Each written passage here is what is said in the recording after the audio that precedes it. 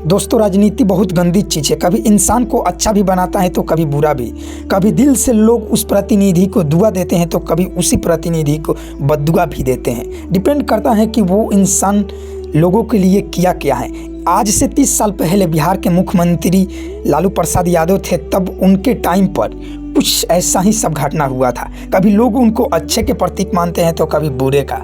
साल 1990 से लेकर साल 1997 तक बिहार का मुख्यमंत्री रहे, जिन पर चारा घोटाला का केस भी थोपा गया। इसके साथ साथ उस टाइम पीरियड को गुंडा राज भी कहा जाता था। लेकिन इसी कड़ी में आगे बढ़ते हुए उन्होंने एक काम अच्छा किए थे।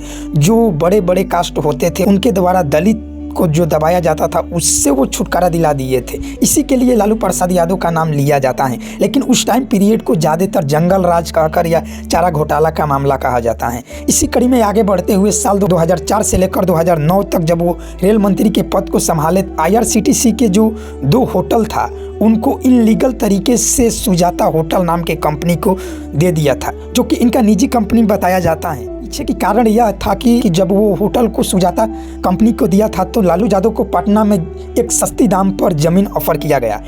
इसी की वजह से ये इस प्रक्रिया को इनलीगल तरीके से बताया जा रहा है। दिल्ली के राउज एवेन्यू कोर्ट ने इन मुद्दों को फिर से उठाया है और इस मुद्दे को लेकर सीरियसनेस दिखाया है और इस केस पर ट्रायल चलने की बात कही है।